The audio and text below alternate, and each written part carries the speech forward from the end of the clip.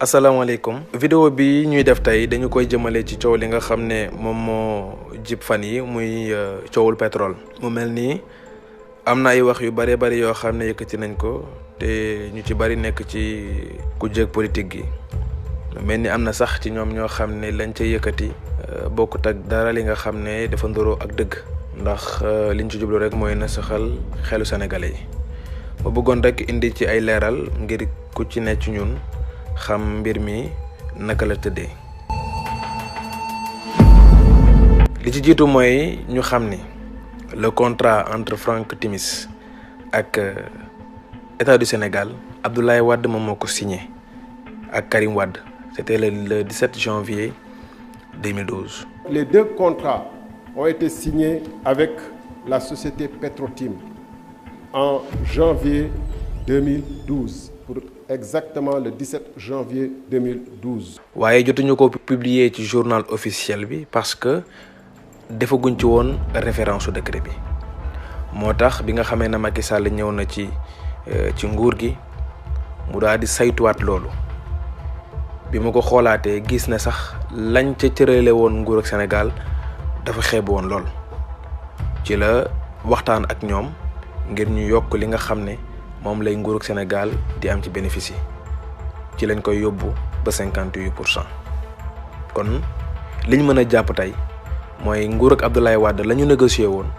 président de la République daf koy yokk ba Sénégal gis ci boppam. parce que da ngay dégg ñu toog ne contrat pétrolier yi contrat gazier yi dañ ci luubal Sénégal jot na ay milliards yi milliards. yooyu ay waxi kese la. yéen a ko dégg te pourtant Thierno Alassane Sall nee na le 19 janvier 2012 la Aly Ngouille Ndiaye présenté rapport boobu au niveau du conseil des ministres. Le 19 janvier 2012, contre toute attente, Aly Ngouille Ndiaye, ministre de l'énergie et des mines, présente au conseil des ministres deux projets de décret. mais ma di ko xamal ne ko 19 janvier fekk na président Macky Sall nekkagul sax président wax soo koy wax da nga koy teg ci lu leer teg ko ci ay firnde loolu lépp dara du ci dëkk.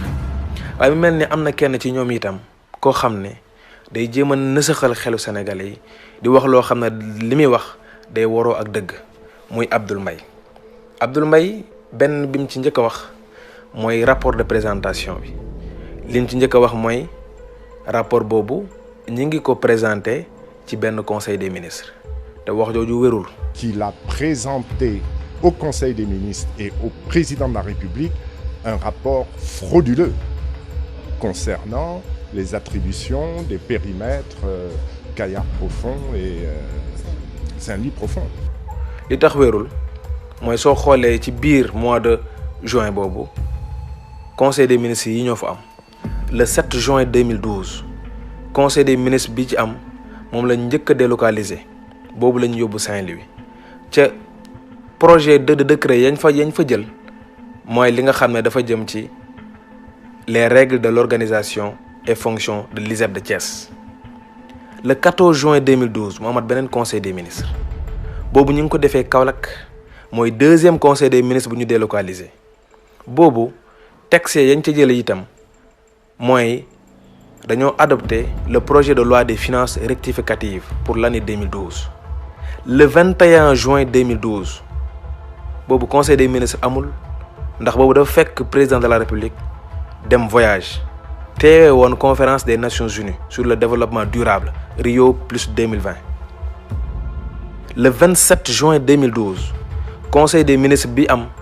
mooy troisième conseil des ministres bu ñu délocalisé te boobu mi ngi amee woon ca Ziguinchor boobu texte yañ fa wax ak règlement ya conseil ba dafa examiner adopter le projet de loi portant code de transparence dans la gestion des finances publiques.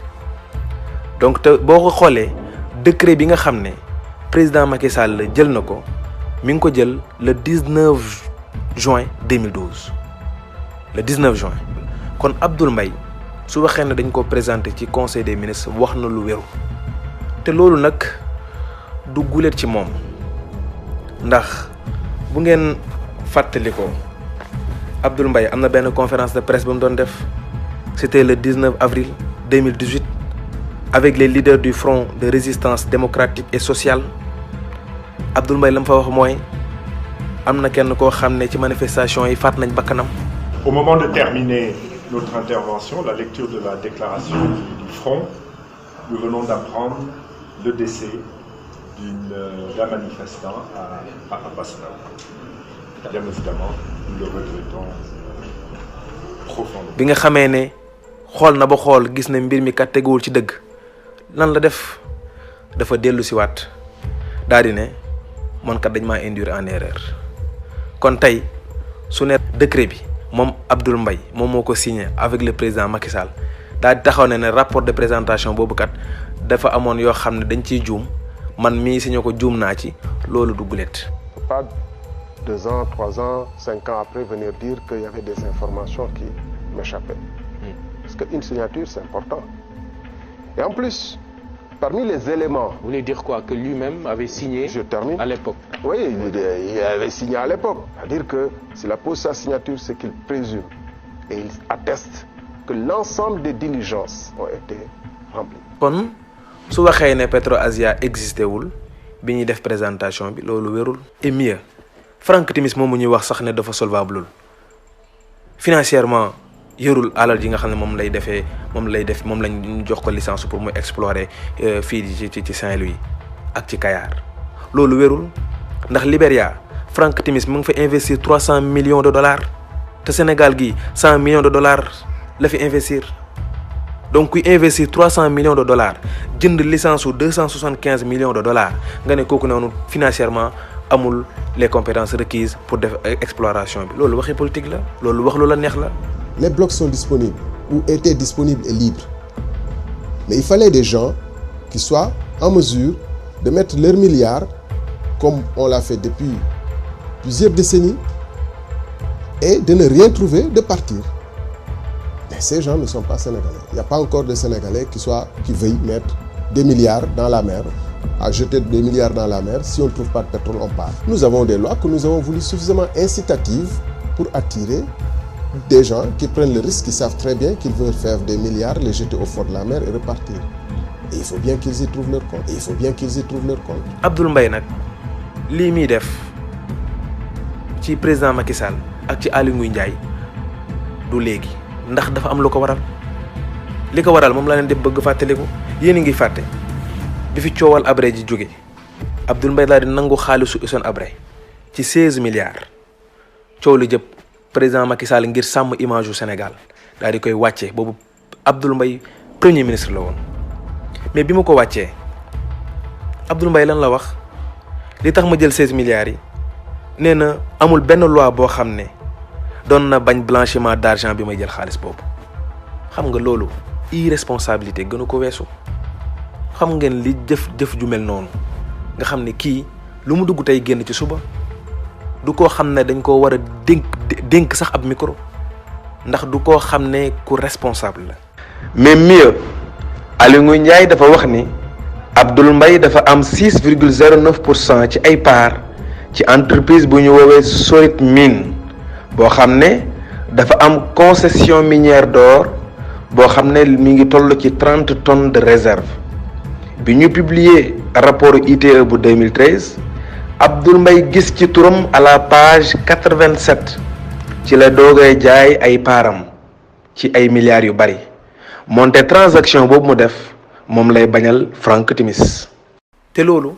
moo tax fi mu toll nii acharnement bi mu koy def ci diggante le président Macky Sall ngir lim ko wàcce def ko aussi ci Aly Ngouille Ndiaye ngir lim révélé ci révélation yi mu def ci moom. mais Abdoul Mbaye ku ci nekk xam na ne bi mu yoree nguur gi ba léegi deltu ginnaaw lay def amul benn compétence. ci moom la ñu gisee tey Sénégal am benn recul bu considérable à l'indice doing business nga xam ne dafay mesurer l'attractivité d'un pays par les investisseurs. mais l'économie sénégalaise dafa wàccoon moonte bi ñu ko remplacer premier ministre Sénégal ci la gañ a waat le président Abdoulaye Wade signé woon Macky Sall dafa ñëw gën koo defaraat yóbbu ci paaru Sénégal yi ba 58%. gisuma tey ci wàllu contrat d'exploitation yi proposition bi gën bi président Macky Sall def kon ñii nga xam ne dañoo ñëw ngir déstabiliser réew mi ñii nga xam ne dañoo ñëw ngir dara yiteelu leen lu dul seeni mbir ñu moytu leen te bañ leen a déglu te xam ne Sénégal jàmm rekk fi war a am jàmm rekk fi war a am bu ñu déglu ñii nañuy déglu ñi nga xam ne ñoo xam dara ci pétrole muy les experts pétrolier ñu wax ñu mbir mi naka la demee ku ci nekk xam ko waaye politiciens yi lépp lu ñuy wax rek ngir fexe ba yàqal nguuru Macky Sall la waaye dara du ci dëgg maa leen di sant di leen gërëm jërë ngeen jëf.